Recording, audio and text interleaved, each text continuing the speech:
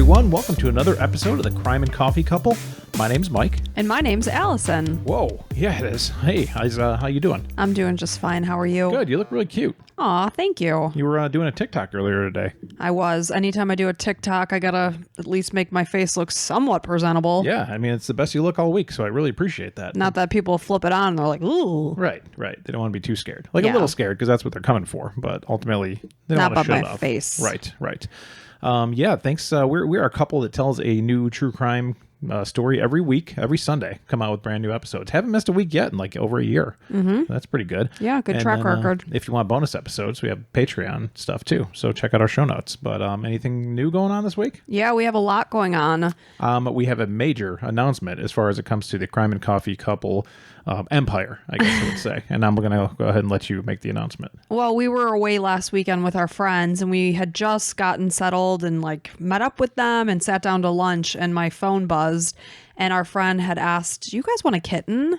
And I looked at Mike and he's like, "I need to see some pictures." And of course it's an adorable kitten.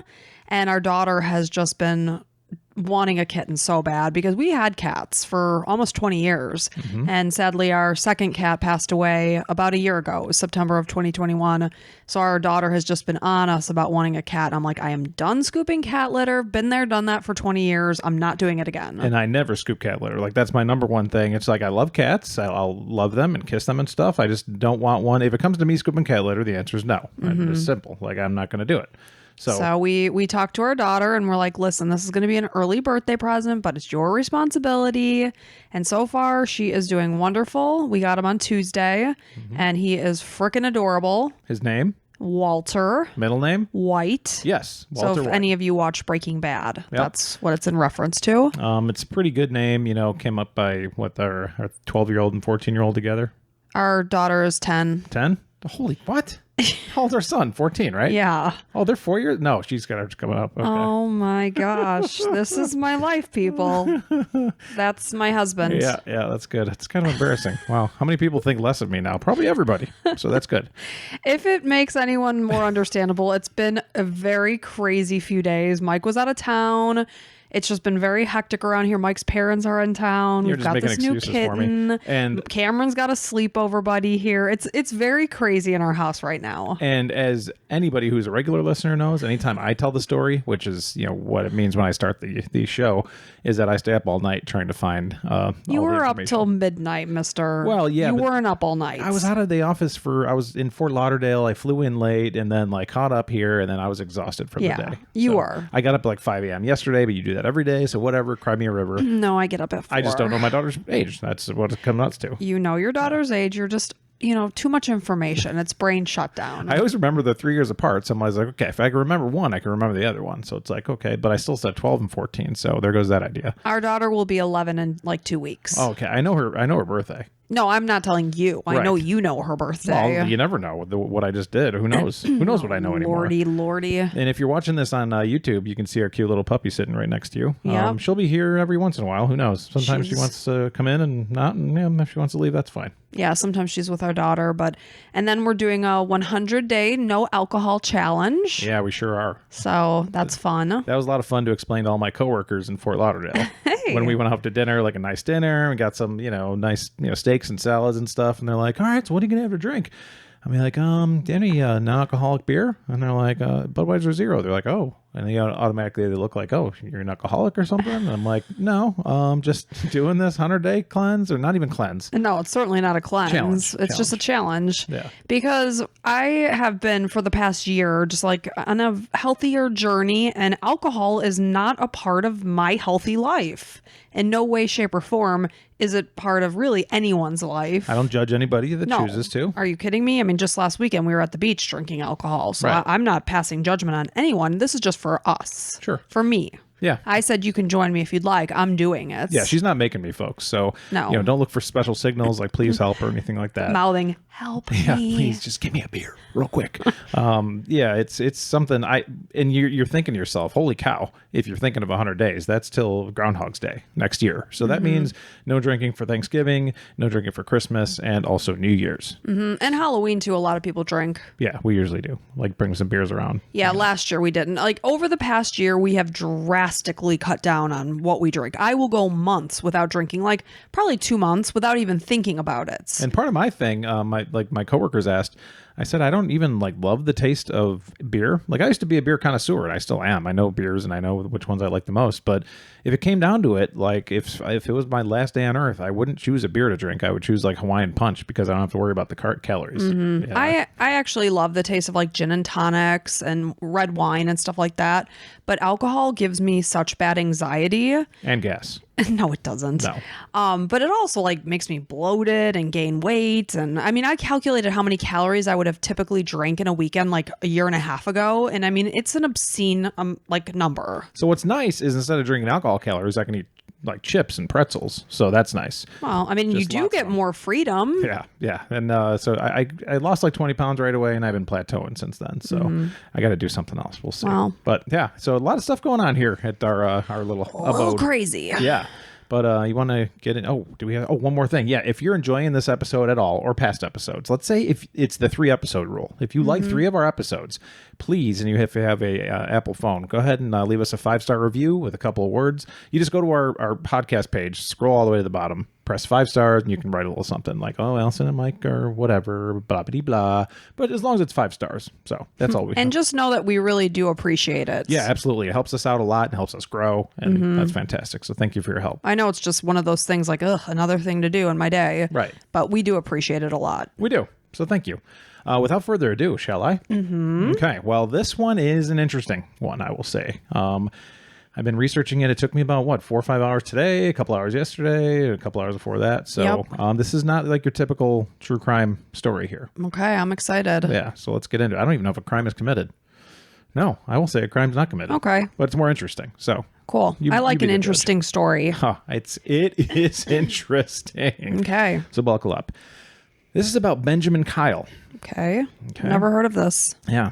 Well, person. Yeah, you'll find out. On August 31st, 2004, in Richmond Hill, Virginia, about 20 miles outside of Savannah. So pretty close. A Burger King employee found a man lying unconscious and completely naked near the Burger King dumpsters.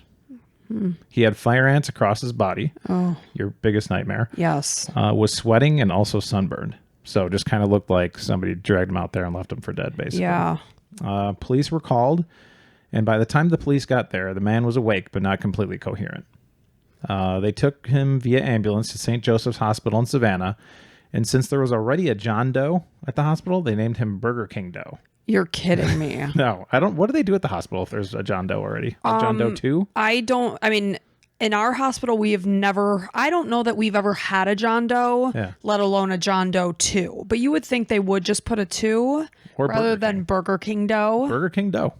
Interesting. Or Burger King Joe. That'd be interesting. So, all in all, the man wasn't in terrible shape like you'd expect. Like obviously, this is somebody that you just found on the side of a road or near a dumpster. Dehydrated, sunburned. Yeah, he had cataracts on both eyes that nearly made him blind. Wow. But that's obviously not an acute symptom. That's something that happens over a long time. And you would think like an elderly-ish person. Yeah, but didn't have any signs of major injury.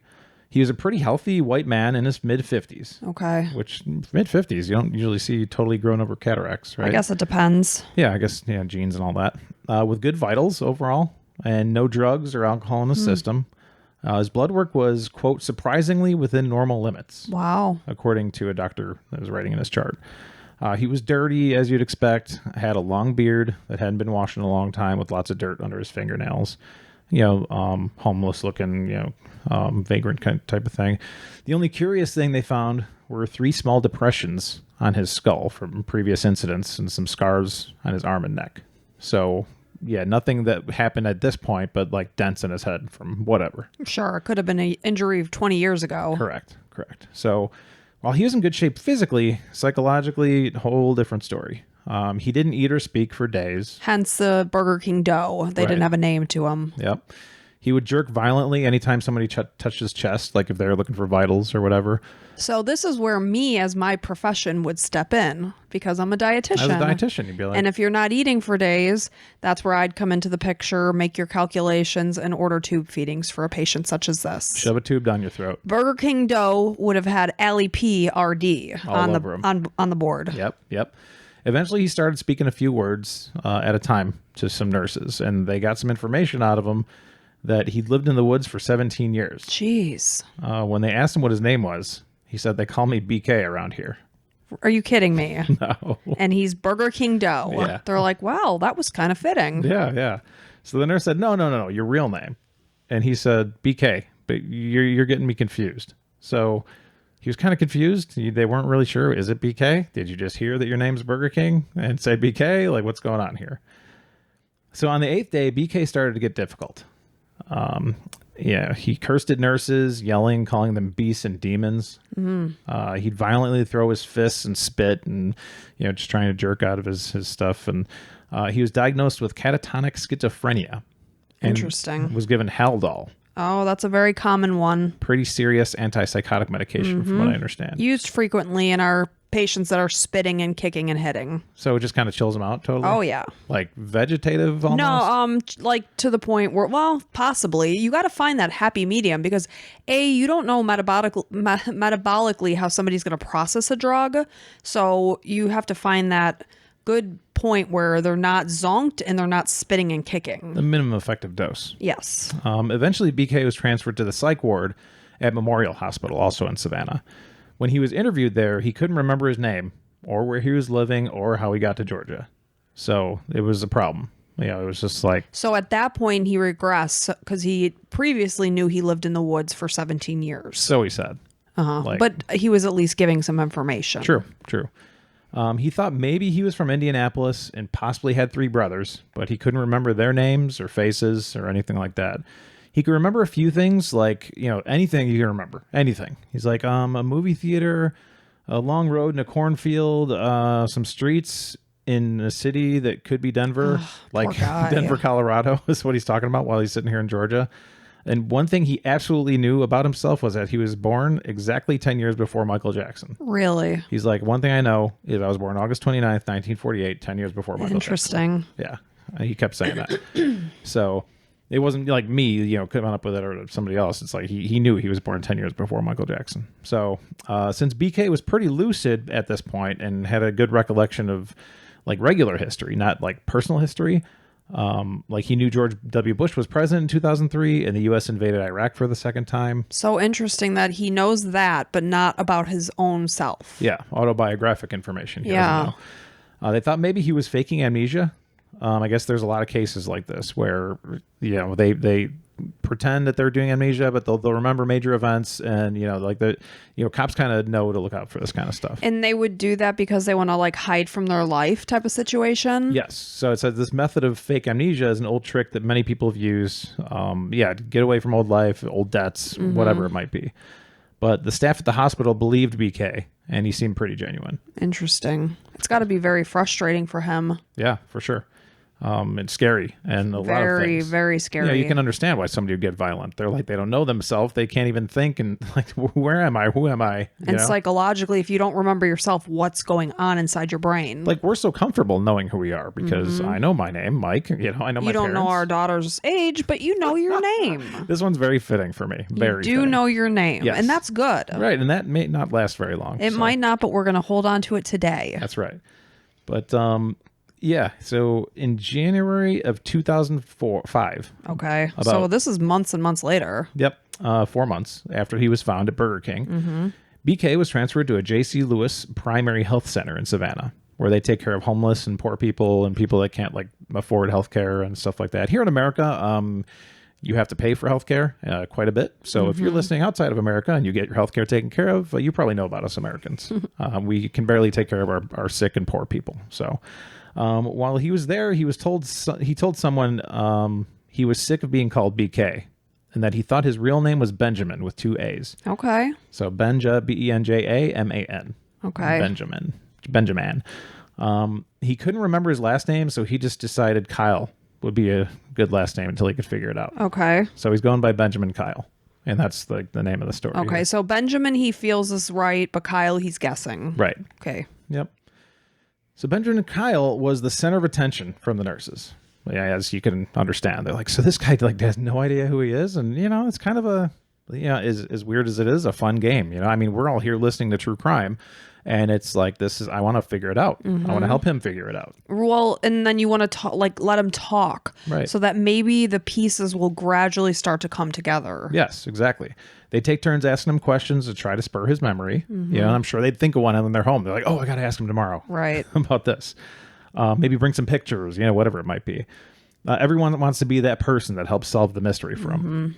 So they viewed Benjamin as a little more interesting and more relatable than a lot of people they saw at the shelter, and not as dangerous and those sort of things.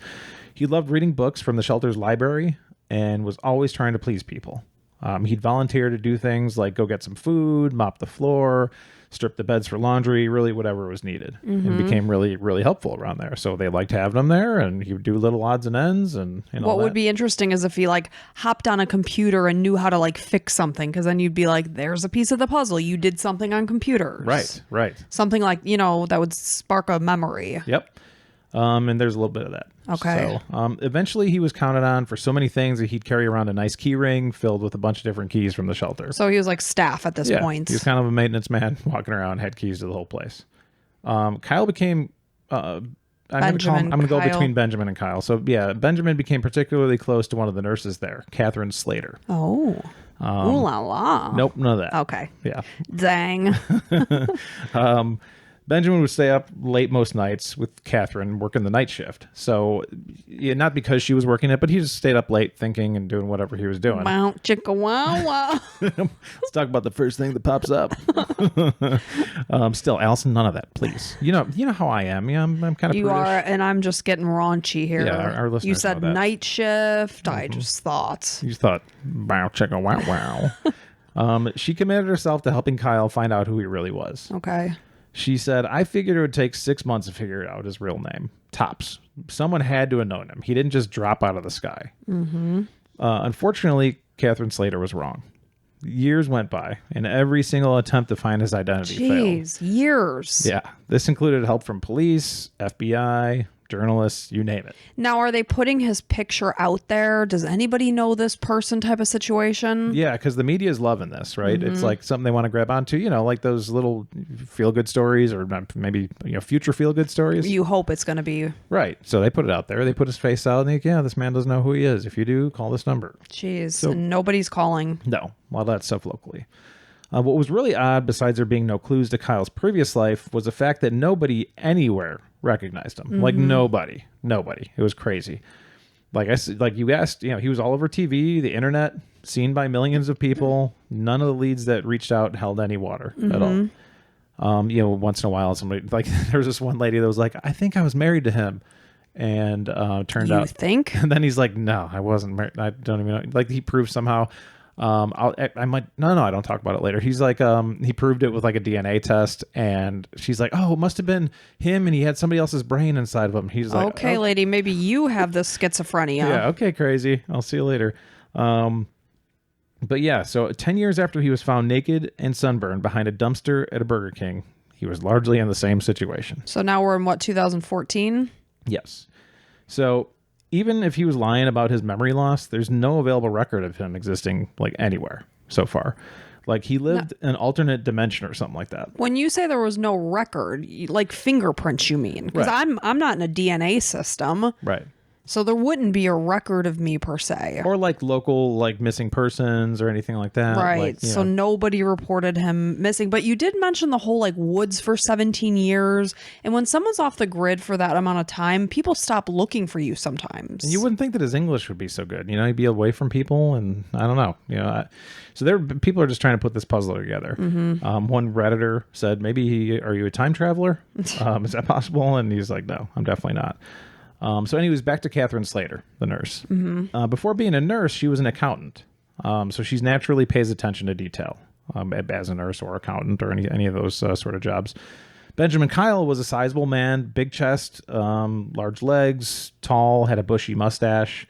The books he read were mostly science fiction. He liked fixing things and listening to NPR on the radio, just to kind of give you an idea of the kind of guy he was.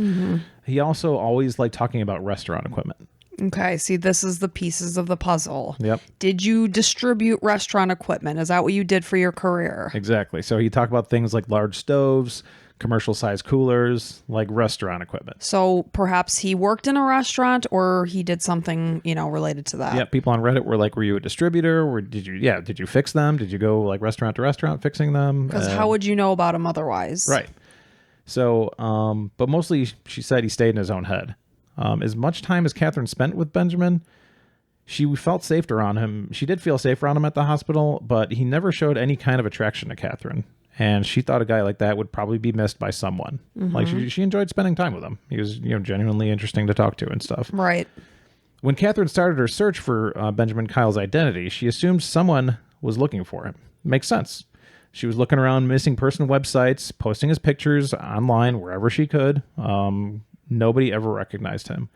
Catherine reached out to police. She figured someone must have attacked Benjamin before taking all of his clothes. Like, otherwise, why would he be laying there clothesless and sunburned and all that stuff? But Richmond Hill has never opened a criminal case because it's not a crime to not know your name and not know who you are. Sure. And there was no evidence of an attack. There was no major cuts or anything like that.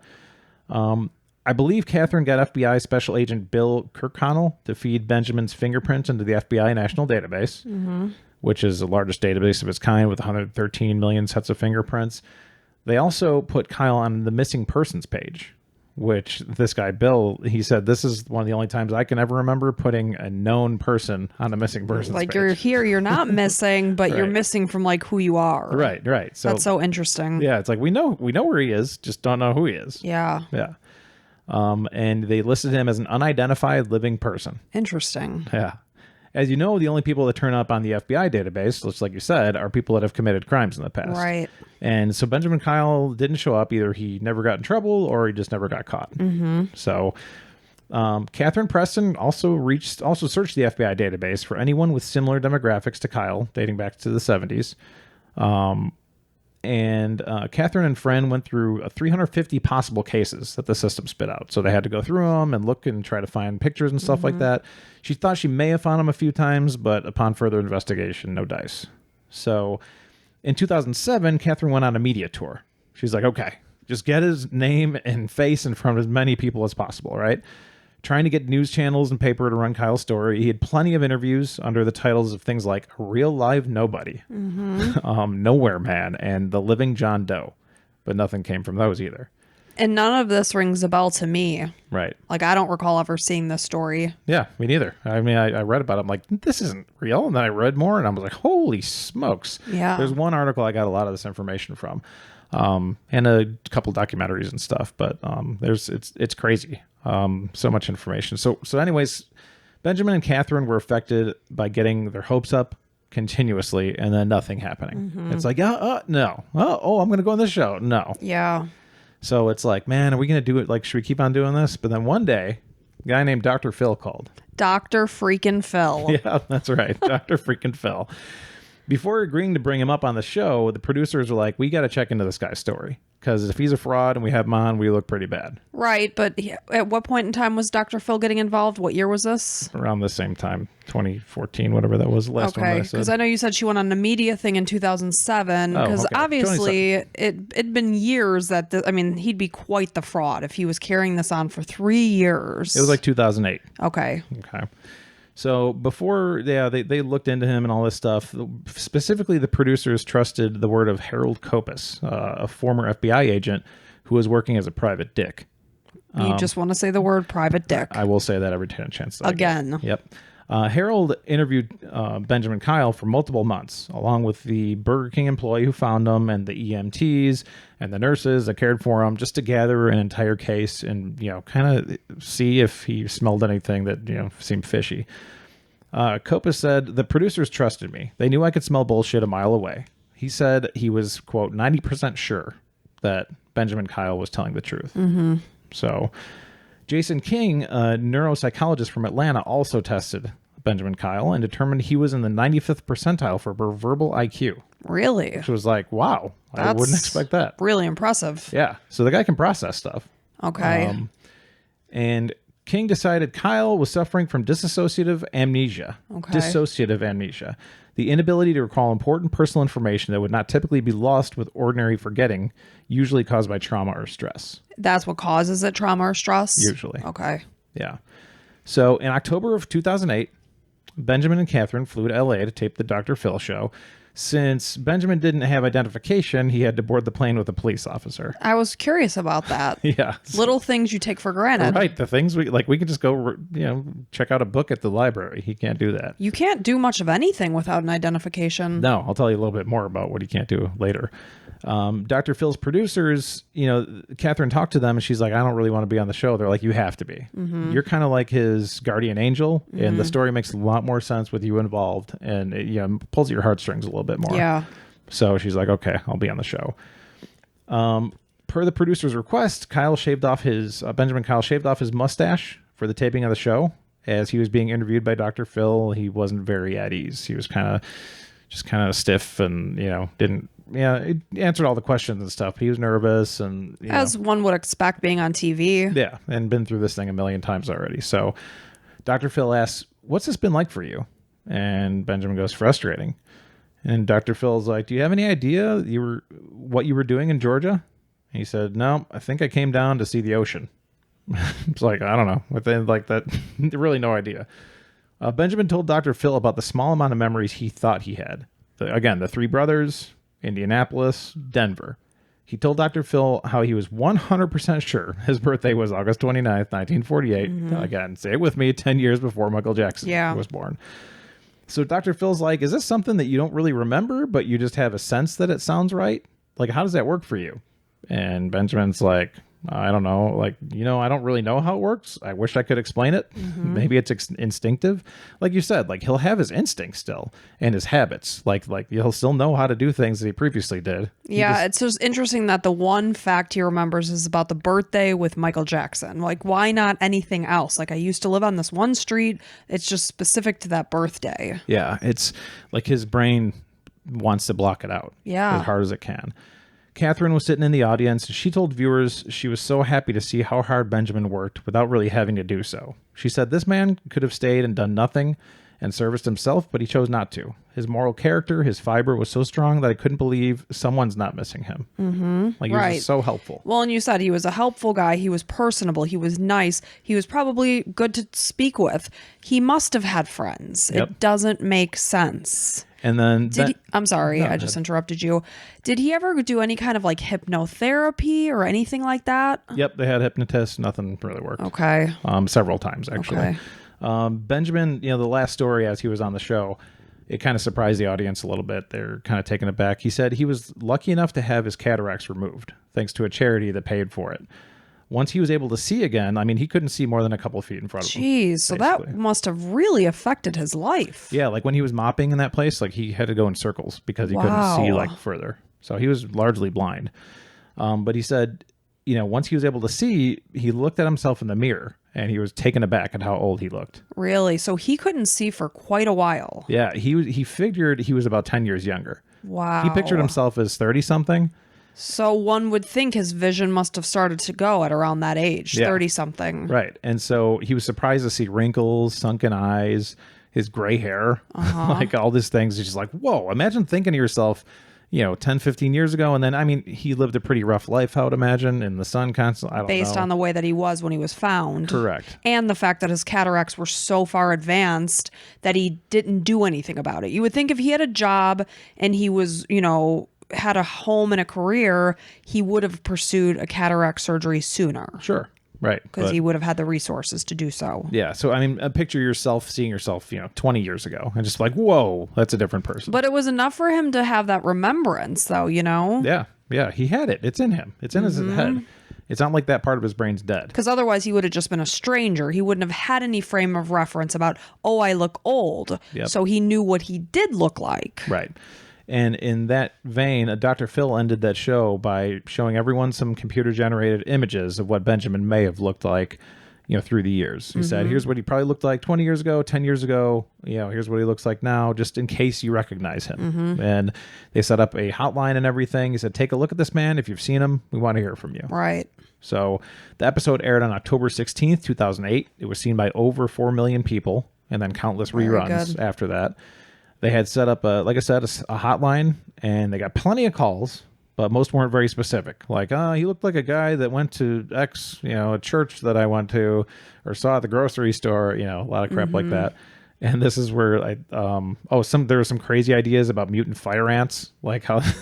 and then an electro. Where do these people come from? I think just people that want to screw with Dr. Phil, honestly. A mutant fire ant bit him and morphed into this person. Yeah. A bunch of crazy calls. But after the taping, as Catherine and Benjamin flew back home to Georgia, Catherine just couldn't work up the courage to ask Benjamin how he was feeling, because she's just like, I know he's probably still feeling crappy. Like, this is the pinnacle of about as far as we're going to get. Pinnacle? Pinnacle? We've had this conversation before. And I'm going to continue to say it.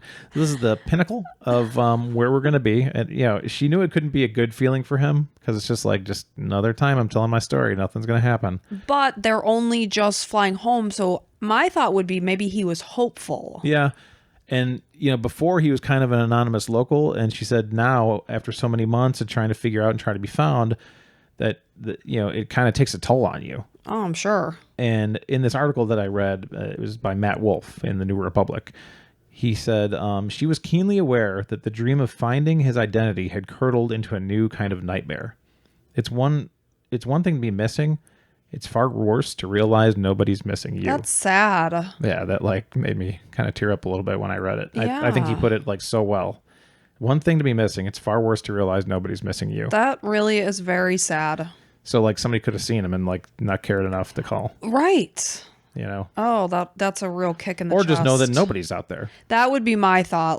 There's not a soul on this planet that misses me. That gives a shit that I'm lost. A really rough thing a tough pill to swallow. Yeah. I didn't even think of that aspect. No. So in February 2009, Catherine Slater was contacted by Colleen Fitzpatrick. Okay. A self-described genealogical detective. Okay. She has a PhD in physics from Duke. Super smart entrepreneur making laser equipment for NASA. So she does, the genealogical stuff on the side. It's kind of like a hobby. Mm-hmm. But she's This brilliant. is the type of hobby that very smart people have. Right. Or people that like puzzles. Mm-hmm. Putting stuff together. Colleen took up genealogy in the 1990s and wrote several books on the science, math, art of using public records and DNA databases to find your family's history. So probably a big fan of Ancestry.com or whatever. Mm-hmm. She had enough of a following that she was often consulted for really tricky genealogy cases. Does she do any kind of murder and crime things? Yep. So some of her claims to fame include helping to identify remains from a child on the Titanic, and then another person that was preserved in the Alaskan snow from a 1948 plane crash. Wow. So she helped find their families and stuff. Really, really interesting stuff. So then one day a colleague of hers was like, hey, you should get on this Benjaman Kyle case. And she's like, yeah. Well, because this is a living, breathing person. I mean, it's great to bring closure to somebody that's passed away, but this man is living and breathing and suffering from not knowing who he is. Right. So Benjamin had since quit his job at the shelter over a pay dispute. He just hung up his keys one day and walked out. So it didn't seem in his character, but enough is enough, I guess, at some point. He's enough spinning around the hamster wheel. He was now living with Catherine in a house outside Savannah. Just kidding.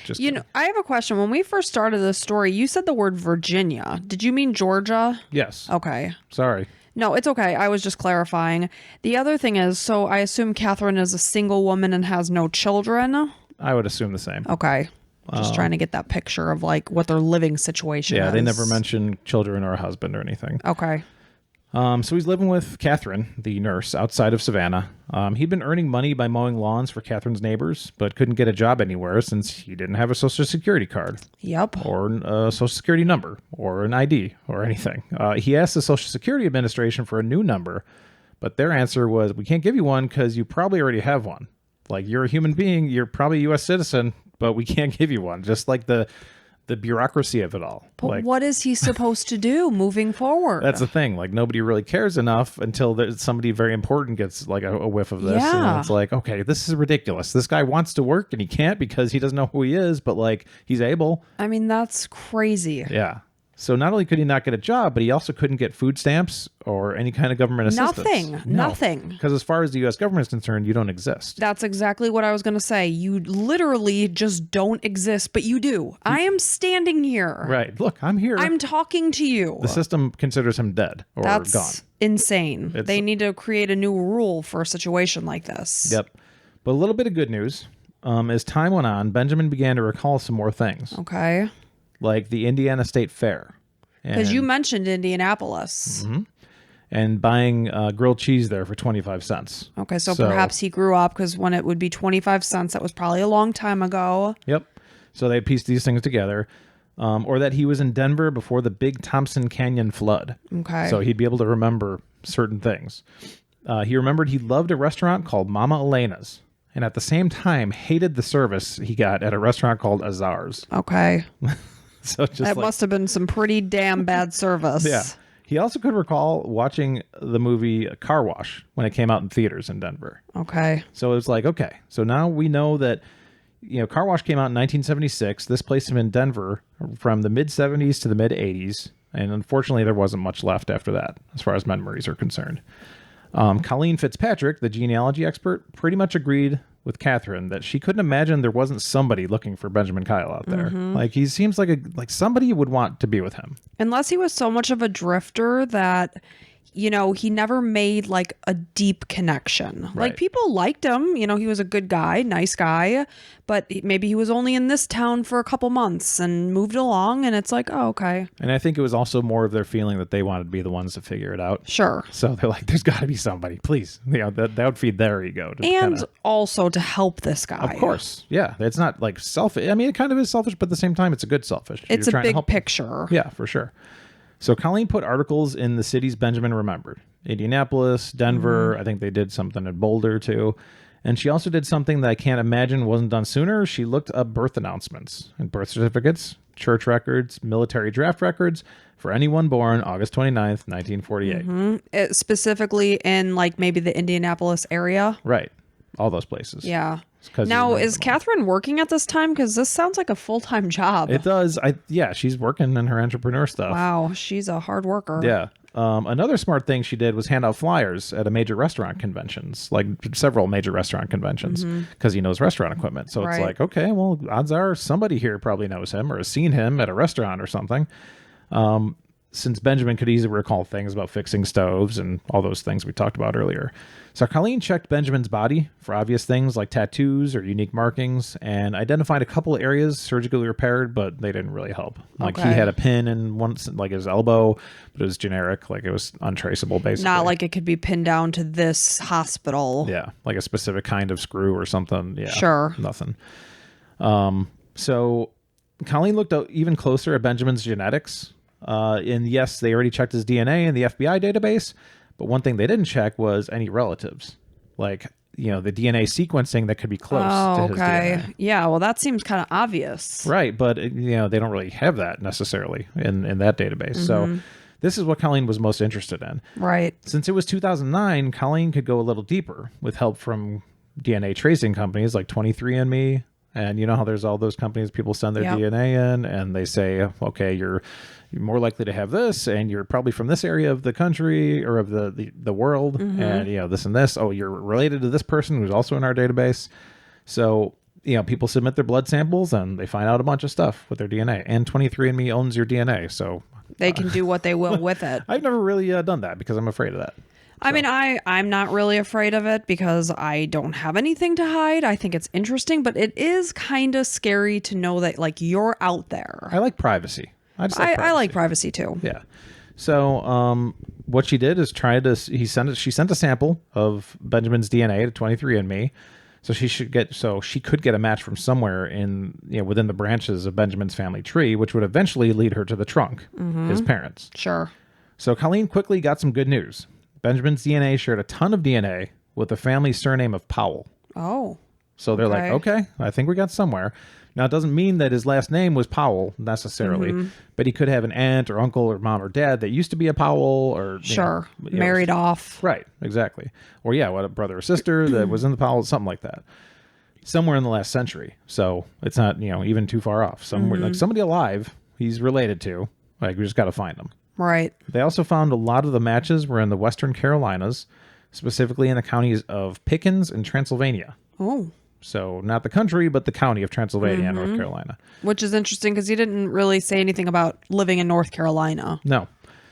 Colleen placed Benjamin's picture in a Transylvania County newspaper and asked several members of Powell families to submit their DNA so that she could even have more data and kind of sift through it, be like, okay, not these Powells, yes to these Powells, and so on and so forth. It took more than a year of hard work and research. So like you said, these people are very dedicated. Yeah. And hundreds of hours of donated time. So not just Colleen, but she had to have a lot of help too, because you got to look through everything and whatever. But again, it is an interesting story, and that's going to drive people to want an answer. Yeah, 100%. And Colleen could just like smell and sense that she was onto something. She's like, okay. And like you get a little bit further. That's what it is. If you ever gone to Ancestry.com, you get that next leaf and you're like, okay, now who else am I related to? And you get the next person. You're like, oh, okay. Right. It's the light just starts to shine brighter and brighter. You're like, one more. It's just getting the next piece. So at this point, she said, quote, I was going to get it. It was only a matter of time. What first started as a curious project for Colleen became an absolute obsession. Yeah. Like they said that like he was her white whale or something. Like it was like, this is what I'm looking for. She had a hard time thinking about anything else, and really, who could blame her? Like, she's getting somewhere. Finally. Her employers are like, get it together, Colleen. Well, she owned a company. So. Oh, okay. Right. Yeah, she's good. But just as she was getting close, Benjamin ghosted her. What? Yeah, wouldn't return her calls, wouldn't see her, anything like that. So he was maybe getting scared of knowing the truth. Scared? Who knows? Yeah, could have been. Or is there something more going on that he knows? Maybe there is. I'll tell you. We're going to have a satisfying ending here. Okay, one way or thank the other. Goodness. Okay. Apparently, in February 2011, Catherine had had enough of Benjamin, almost hoping that... So this is back to the nurse, Catherine. This kind of helps fill the story in. Catherine had enough of Benjamin, almost hoping that his real identity wouldn't be found. Because a lot of times she'd talk with him and be like, isn't that exciting, Benjamin? And he'd be like, yeah. And she's like, why aren't you more excited? He's like, there was something in him that was just like, yeah. Holding back. Yeah, right, exactly. And he seemed disinterested in knowing who he really was. She kicked him out of the house and found a shelter that would take him in Savannah, reportedly. They had a bunch of like fights. Like it wasn't just, I'll tell you how it soured here. But she bought him a prepaid cell phone and said he could still use her help to figure out who he was, but he had to get out of the house. It's very nice of her. Yeah. And here's how it soured. Like Catherine trusted Benjamin and really wanted to help solve his mystery. Like she was a true crime buff. She had a bunch of BBC detective series on her shelf. That doesn't surprise me. No, I'm sure Catherine listens to true crime right now. Kyle wasn't as eager, like I said, why aren't you more interested in stuff? And then at one point, let's see who said this. Yeah, Benjamin said, well, I've been in this identity, Benjamin Kyle, for a long time. And even if they figure out who I am, I'm probably going to feel like Benjamin Kyle. Well, you are who you are. You can call you whatever you want to call you, but at least you know yourself and can figure out where you came from and get your social security card and an identity and be able to live and work. And basically the point is live. Right. And that was his most important thing. He just wanted to be able to get access to basic things. Like he didn't really even want to find out who he was, but he wanted to be able to get things. He wanted to go to the library. He wanted reasonable things. Yeah. He wanted to be able to live like a normal American life. And maybe he wasn't a frivolous guy that didn't even care to travel, even if he had the means to do so and wanted the simple things in life. But you need to have an identity. Yep. And Catherine goes, she said, as years passed by, her doubts grew. And Catherine said, quote, all these people all over the country trying to solve his case, that's a hell of a drug. Yeah. So she's kind of thinking like maybe he just always wants to be the one that's a center of attention. Right. Not like just people wondering about him. Yeah. And having, worrying about him. Well, and then to think that not one person came forward and saying that they knew him, maybe it was something like he was kind of tossed away and nobody paid attention to him. And now all of a sudden people are talking about him. Yep. And you would think maybe this is a money grab or something, but it wasn't. One time she tried to raise money for him through like, people donating on a GoFundMe type thing. He refused. Okay. So it wasn't a financial thing. It was more like power. Is what she's thinking. Catherine said, but I think he likes being stuck in the place he's stuck in. She also said Benjamin was a hoarder. Okay. So just holding on to a bunch of stuff. Yeah, he'd be out of my house within a week because ain't no hoarding happening here. No hoarding. No chance. Ain't no hoarding happening Zero here. Chance. He got a bunch of catalogs sent to him, like restaurant catalogs and shopping catalogs and all that kind of stuff. And Catherine thinks he just liked getting things with his name on it. Interesting. Which I actually liked that at some point in my life. I used to like getting pieces of mail, just sent. Huh. Back like before the internet, I liked things in the mail that had my name. Really? Yeah. I never had that. You get Amazon packages like every other day. I just want what's inside. Okay. I don't care that my name's on it. That's not as cool anymore. I don't care whose name is on it as long as it's what I want. Right. And now you want a fire thing for the house. Yes, terribly. Okay. And that's going to be a conversation you and I have for another time. Yeah, we'll talk later. So anyways, he also began a lot of small repairs all over Catherine's house. She felt sometimes he created problems just so he would be needed around the house. Like he would start tearing up the floor and be like, it's fine. Like it's been fine. And he's like, no, it's got to be replaced. And you can see through like people and know if they're being genuine or shady. Right. And, not that he was being shady. He just was doing it for, other reasons. Yeah. Yeah. But then it's causing her problems at home. Right. Like, I don't want to spend the money to replace my floors right now. They were perfectly fine. Yep. Quit tearing shit up, BK. So eventually all this led to Catherine kicking him out. She said, all right, tomorrow's your last day. Gather your shit. Get out of my house tomorrow. Okay? And I mean, there's nothing wrong with that. It was her home, and she was very nice to open it to him. For sure. Yeah. And, I'm sure she gave her a few weeks or whatever. But there's a little story the day before he was supposed to leave. He's like, can I go burn like all my mail in your backyard just to get rid of it? And she's like, no, I don't, like it's going to fly up. Like it's going to be going all over the yard. No, you can't burn all your mail. Take it out and like throw it in the garbage. And he's like, so he went out in the backyard, started burning it. Right away, she's like, what are you doing? I said, please don't do that in my backyard. It sounds like dealing with our son. Yes. He does the opposite of what I asked him to do. And he just stood there looking at it and didn't even listen to her. And she's like, okay, get out of my house. Enough was enough. Yeah. So she it was kind of a bad ending. It was like, get out. You're I kind of figured it must have been. Yeah. So Catherine offered him a ride. She was still nice, but he walked out carrying only a backpack. And that was the last time Kathleen spoke to Benjamin. Really? Yep. Wow. All that time together. They were so close. Ended just like a Band-Aid being yanked off. And then you wonder if that's how he did in his previous relationship. Hence nobody coming forward. Yeah, part of her was mad at him, but she was also mad at herself for falling for this guy's like lost puppy dog mindset. So Benjamin just started walking towards Florida, which is pretty damn far from Savannah, Georgia. It's like a 6-hour drive. So probably a few days walk. Yeah. A hell of a long walk. He got stopped by 2 Georgia sheriff's deputies that recognized him from the FBI database. Okay. They drove him to the Georgia-Florida border. He got out and walked over to Florida, over that bridge. Where did he want to go? Where was his destination? Just Florida or a specific city, and why? I don't know for sure. But he ended up walking to Jacksonville, where he tried to get into a homeless shelter. And what do you think happened?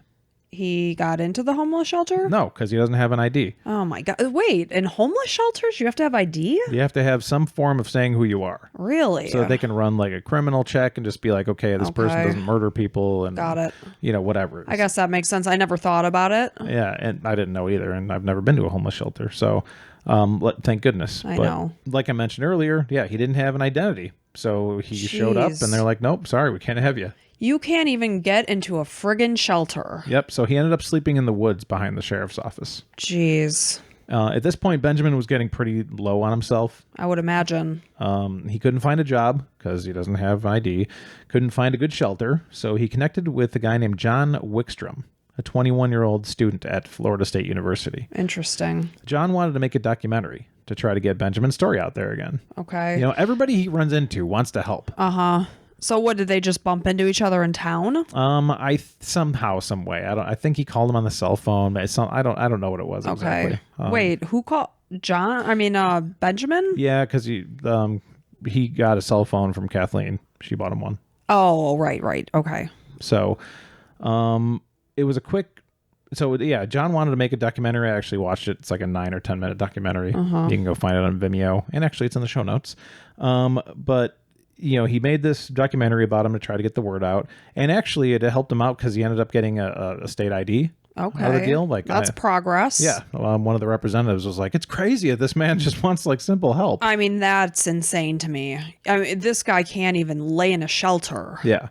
So the owner, in that documentary, it was shown on the news. It was like, a local man came over here and made a documentary about this man. And so somebody saw that news clip. His name was Josh Schrut. He saw the documentary on the local TV station, and he said, I own a restaurant. I'll hire you. Okay. So perfect Good. spot A for job. him. He knows the restaurant equipment. Yep. Benjamin turned out to be a great hire. Awesome. As he had incredible knowledge of all things restaurant equipment. He could easily grill right away, deep fry, clean, etc. He quickly became the best employee that he had. So one must assume he had a kitchen job in the past. 100%. Yeah. Like he just came to like a fish out of water, Right. fish to water, basically. Makes perfect sense. Yep. Like he thought he'd have to train him and stuff. Like he could fix some of the things. He could work them right away. So Matt Wolf, I'm going to mention him a few more times here, the author of the New Republic article that I read. He asked John Schrut why he offered to help Benjamin when so many other needy people were out there. It's like, there's homeless people everywhere. Why was this guy's story more important to you? John said that his father was murdered when he was about 21 years old. And Benjamin happened to have a close physical resemblance to John's dad. So he said, same age, same build, hair color. John said, sometimes I see him from behind. I'm like, wow. Wow. So it just struck a chord. Yeah, exactly. So he's like that. I'm going to give this guy a chance. Okay. And it worked out really well. That author also pointed out how most of the compassion around Benjaman Kyle were from the loss of his memories and family. But when all was said and done, those things weren't the things Benjamin really missed the most. Those were actually the things he missed the least. Benjamin was more worried about getting Social Security, having financial help more than anything else. And he said he'd be done with the whole thing, like trying to find out who he was, if he just won the lottery. He'd be like, I wouldn't even care. I would just go somewhere and just leave everybody. Like he was kind of a guy that liked his solitude. So he was a loner. Yes, completely. Right. So in February 2015, Colleen Fitzpatrick came back into the picture. She's the genealogy person. And he had been ghosting her. Correct. Yep. She was on a TV station in Atlanta and said this was her first TV appearance since he ghosted her. And she said, let's see, if the mystery is ever solved, I think the story will go away and he won't get the time and attention from people. And he'll probably have some angry people that devoted a lot of effort to helping him when in the end, he's not a big executive. He's just a regular person, or probably just a street person. But why would we be angry about that? He doesn't have to be or had been anything. Right. But he was a person. That's the point. I don't care if he was from the street. I don't care if he lived in the woods. He's a person. I don't care if he's a king or something. I just want to know who he is. Right. Right? Just like basic human rights. That's basic human rights. Yeah. So at this point, Colleen's kind of coming off a little witchy a little bit. I don't know. Maybe. I don't know. And she was probably, felt bad because she put on all these hours and the guy just ghosted her. So yeah. I'd be a little bitter about that. For sure.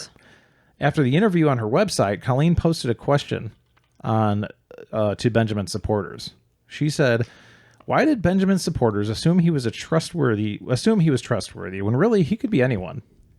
He could be. While he might indeed be a loving husband and father, he might also be a drug dealer or a child molester or a member of the mafia. He could be anybody. Of all possibilities, should we assume the benign without ruling out the sinister?" It doesn't matter. No, I mean, it doesn't. He could be a serial killer. We could say all day long, he could be.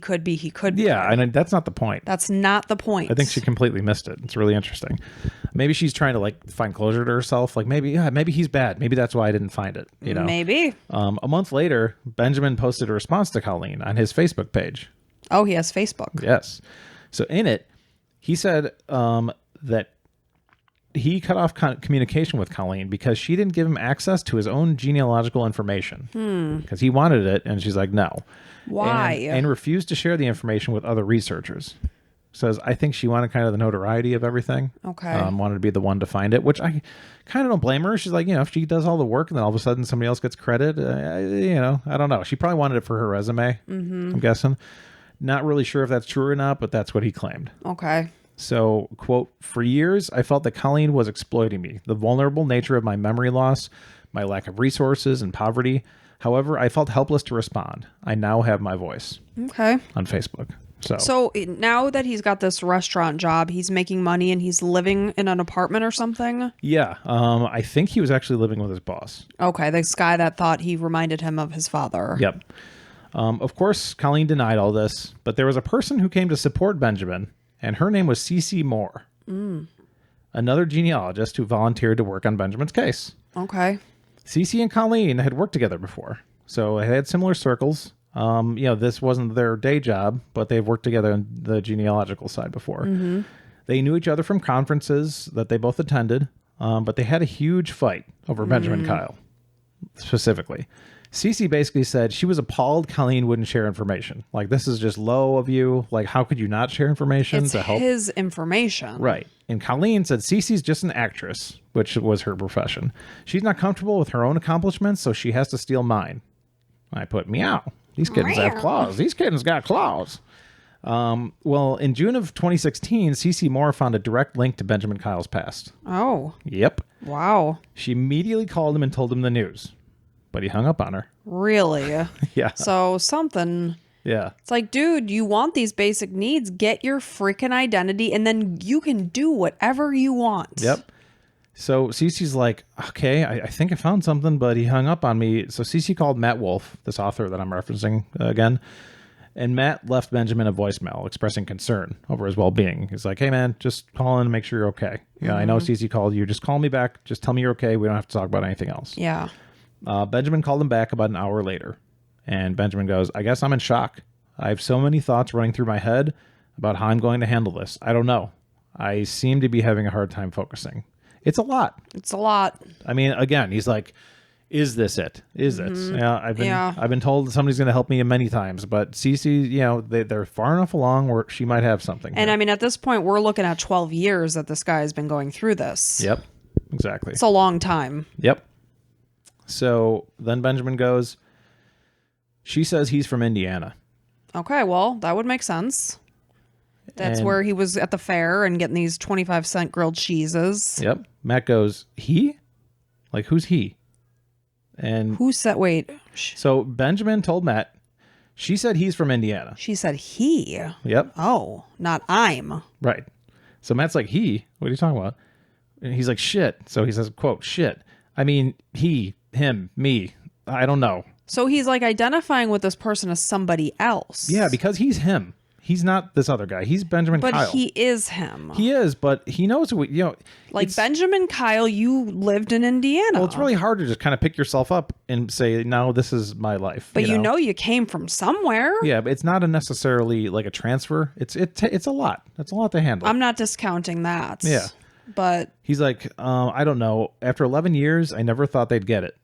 He laughed a woozy little laugh. Then I just came out of the blue, basically. And I'm going to read an excerpt straight from Matt Wolf's article, since it explains a lot. okay. So this will quote directly from his article. One of C.C. Moore's volunteers noticed a mistake on the family tree, partially constructed by Colleen Fitzpatrick. So Colleen Fitzpatrick was putting this tree together and there was a mistake. Right. Okay. Which threw off a lot of stuff. Okay. Because you start going down the wrong path. Yep. One of the great-grandsons in the Powell family had been misidentified. When they tracked down, which is probably where they saw the Carolinas and stuff, or whatever. When they tracked down the correct relative, it turned out he had died in Indiana. And while most Powells were Protestant, this family was Catholic, so completely different. Moore finally found a photo in the 1967 yearbook from Jefferson High School in Lafayette, Indiana, Wow. of a teenager who is hidden behind big black plastic-rimmed glasses. His crinkle-eyed smile and lantern jaw were unmistakable. Well, and the glasses would make sense because he had eye issues, cataracts. Yep. His name was William Burgess Powell. Wow. We've found our guy. So Benjamin Kyle is William Burgess Powell. Wow. Benjamin, it appeared, or William, I'm going to make that as clear as I can, had been... So what are you going to call him now? I'm going to start calling him William. Okay, because that's who he is. He is Right. William. He is not Benjamin. Right. Had been right about most everything other than his name. William was the second son of Furman. So his dad's name was Furman, Okay. F-U-R-M-A-N, and Marjorie Powell. He had been born in Lafayette, an hour north of Indianapolis. As a child, he attended Catholic school. His father died in a boating accident in 1969. Mom died from cancer in 1996. Okay. And he had 3 brothers, Furman Jr., Thomas, and Robert. Thomas had died young a long time ago, but Furman Jr. and Robert were still alive. Okay. Robert, the youngest, lived in Florida. Oh, that's interesting because that's where he wanted to walk to. Yeah, right? Yeah. It's almost like, like They say like twins get that sense, but it was interesting. Well, I mean, he was in Georgia, which is just a state away. Yeah. That could be why, but it is interesting. while Furman, the oldest, still lived in the family's house in Lafayette. Oh, wow. So crazy. So they just never saw these stories. They Right. Just like we didn't. I guess not. Well, yeah, exactly. Like, we didn't see it. I don't watch Dr. Phil. Right. It appeared that Kyle had also been wrong about his birthday. Oh, and he was so certain of that. Yeah, sad, right? How far off was he? Let's see. Moore hadn't yet been able to track down a birth certificate, but 2 genealogy websites showed a William B. Powell born in 1951, Okay, and he thought it was... 1948. Oh, interesting. So Matt Wolf, who interviewed William, he asked how it felt to know he was right about everything but his birthday. Mm-hmm. He said, quote, "If she says, 'Sure, I'm William,' I believe her. But I really can't believe I wasn't born on the day I thought I was." He's like, he just wouldn't shake him. He's like, Like, what did happen on that day that, like, you were so... That was before he was born, though. yeah, I don't know. So anyways, Matt Wolf said, quote, "The next day, William called me and told me triumphantly that Cece Moore had been wrong. She'd gone deeper into the records and William Brent Powell was born in 1951. So it Oh. wasn't him. It wasn't him? But William Burgess Powell, who's him. So William Brent Powell was not him. Okay. But William Burgess Powell was, in fact, born on August 29th, 1948. That makes me feel better. Yeah, me too. I was like, what? Like, that's the one The guy thing. was, like, so certain. He's Yeah. like, damn. Yeah. So he goes, "I'm so relieved. That was one of the things I clung on to keep my sanity." Uh-huh, sure. All along, you're believing that, and then all of a sudden you're told you're wrong. Yep. So he was quiet for a little while and it sounded like he was crying. And he said, "These little facts that I knew were Yeah. right." Like, Well, it makes you feel like you had some shred of sanity. yep. It turned out the Powell household, unfortunately, was a pretty scary and dark place. Oh, no. Yeah. Well, we know that this came about with trauma and stress. Yep. And he had those things on his head, the indents, and the fact that his eyes were so bad. A surgery that could have, like, changed his life wasn't done. Yep. So we know there was abuse happening. Oh, Absolutely. that makes me sick. So in talking with now William's likely oldest brother, Furman Jr., Who still lives in the house? yep, the author found that Furman Sr. was quiet and angry and drank a lot of alcohol. Oh. And for some weird reason, William, like all the kids knew, William was his mother Marjorie's favorite kid. And because of that, he became the target of Furman Sr.'s anger Oh. and abused regularly. What was their age difference? I don't know. Okay. Furman didn't get too specific.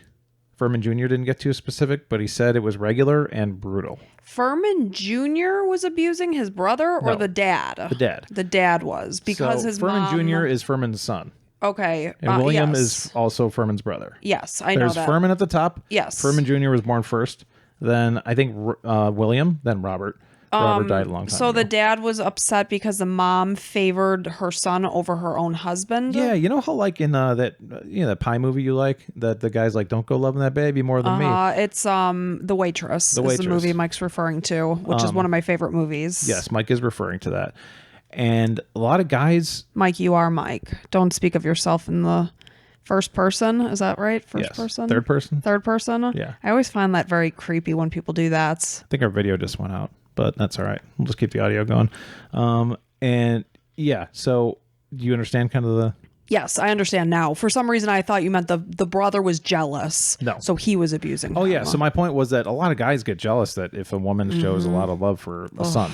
Like, it's weird. It's a weird thing. I That's don't very care. I hope weird. you love our son fantastically. You know, just show me some love too. But who knows what kind of dynamic they Yeah. had as a couple. Right, exactly. They're a military family too. I don't know, a lot of PTSD stuff. Who knows?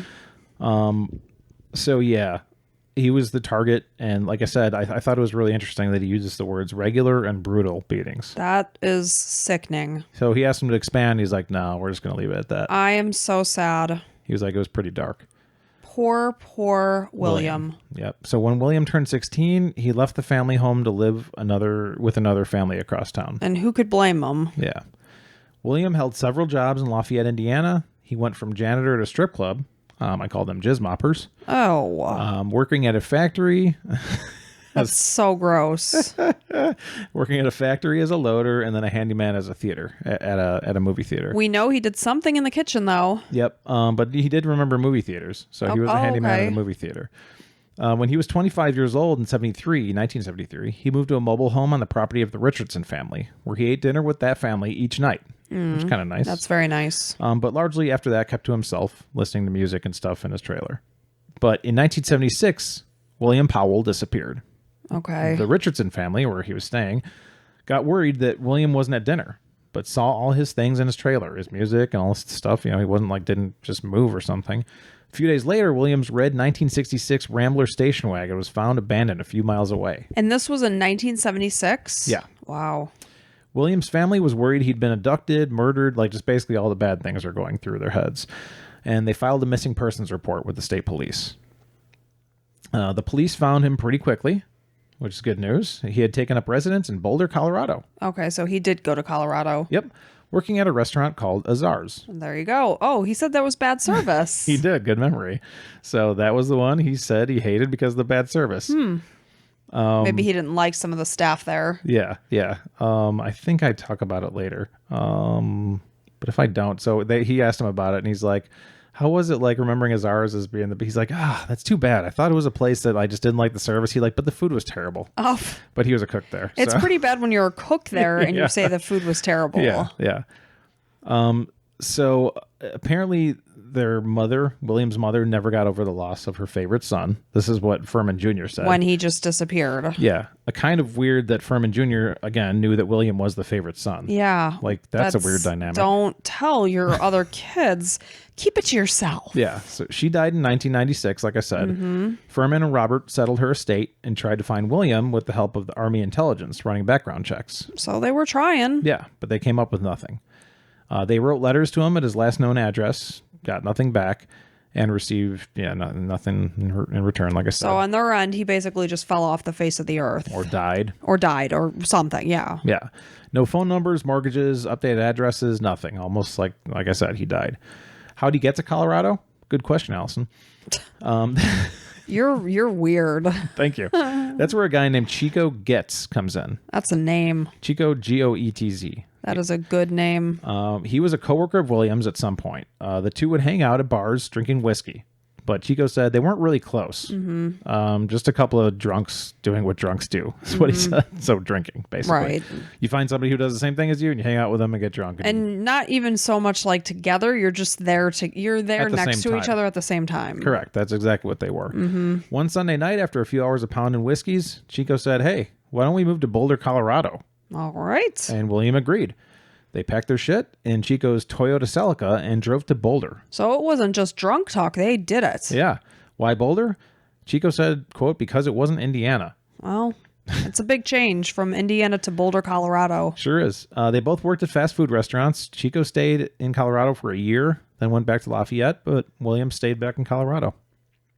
So we know where William is now, at this point in Colorado. We know where he started his life. Mm-hmm. But what about those 20 some odd years between Colorado and being found behind a Georgia Burger King, naked, sunburned, and covered in ants behind a dumpster? What happened? We'll probably never know. Also, the thing is, you would think with this whole catatonic schizophrenia that it was something that happened closely before he was found in 2004, this trauma and stress.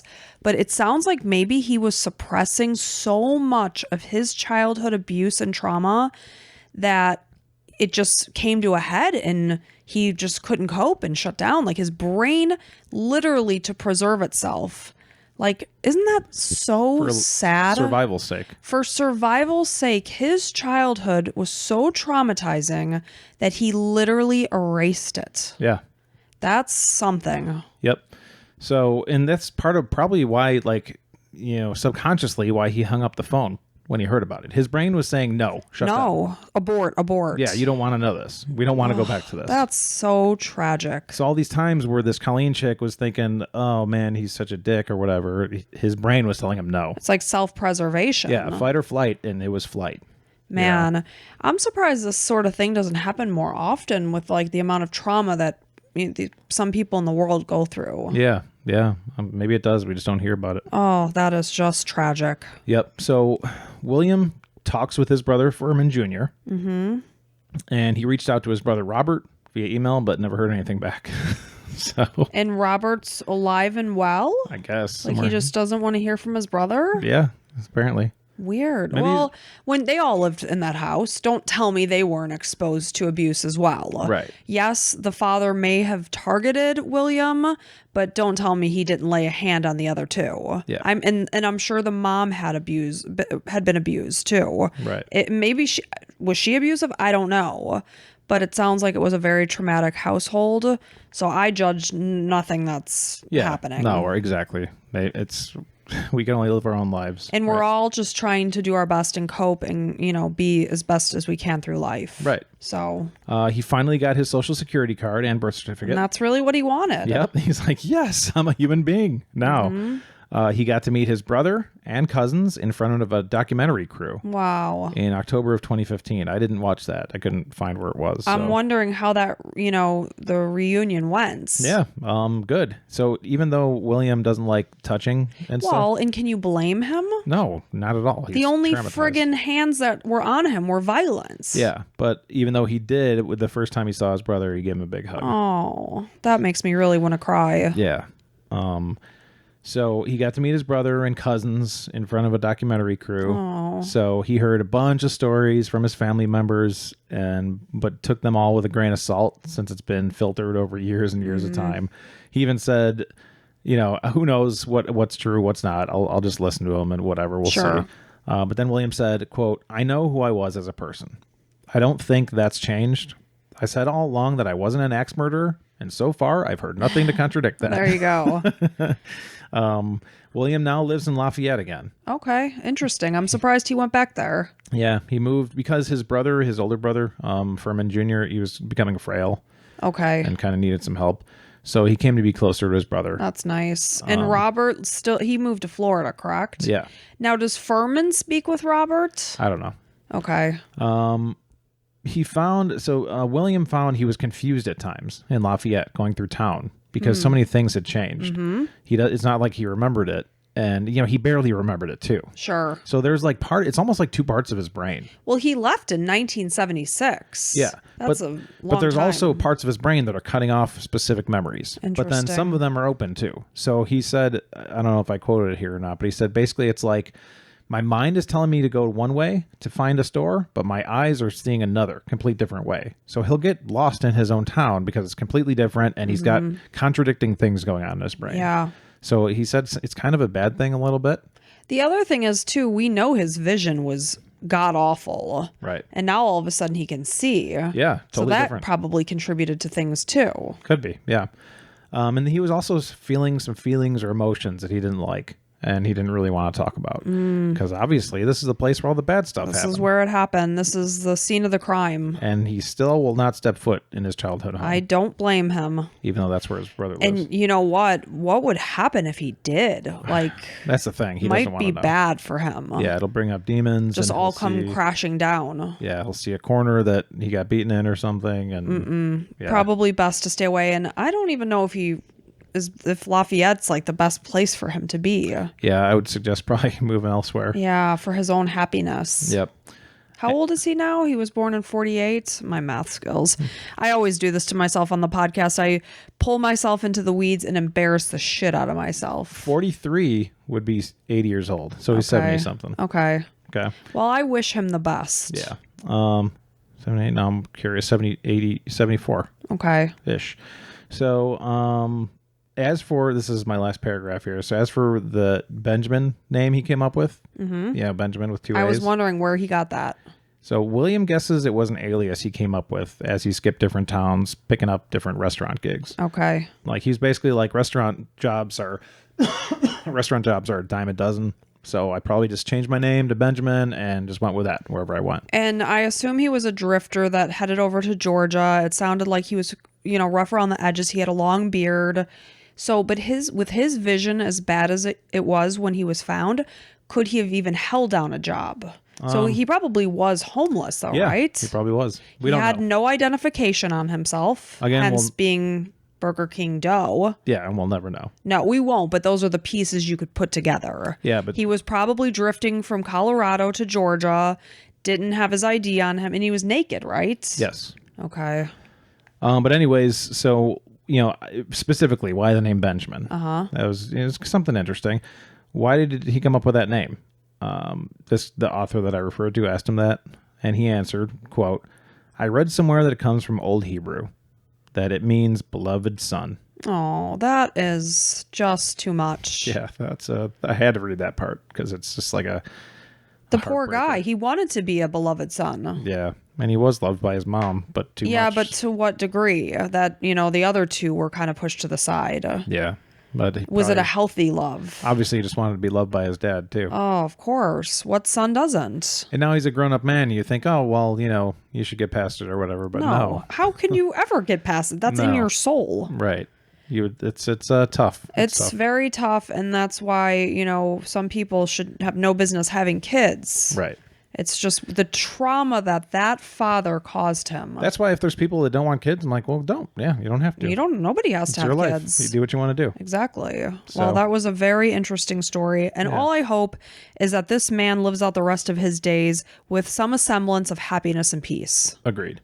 Real quick, wanted to say thanks to one particular review. Oh. We got a new review last week. Quote, "Excellent podcast. I've listened to 3 episodes so far. I love everything about the show. Great cases, exceptional narration, and I love the banter at the beginning. Makes it more human." From S. Harris 76. It's very nice. Thank you for that. And if you want to make a review, go ahead and do so. But if you want more of the Crime and Coffee couple, we've got bonus episodes. We sure do. Every other week. Bonus. Bonus. We come out with bonus episodes every other week, and we put them up to our patrons. So depending on your membership level, the first one or second people on the second level get everything. So people on the first, you get every one a month. So not too bad, not too shabby at all.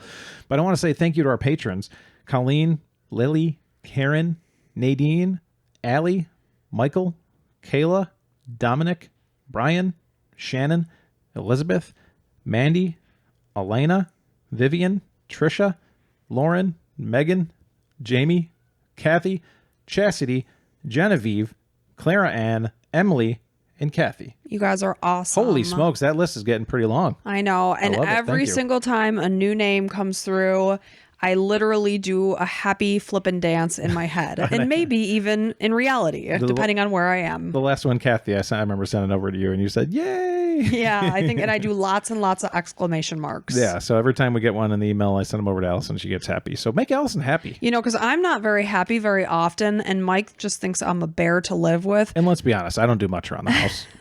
So, yeah, I could probably do more. But more patrons, helps me figure things out. So thank you, everybody. Yeah, we appreciate each and every one of you each time you come in over here and listen in our little world here. Whether you're a patron or not, you're appreciated. You're special to us all. Yep. So until next time, thank you so much for listening, and we'll talk to you next Sunday. Bye. Bye.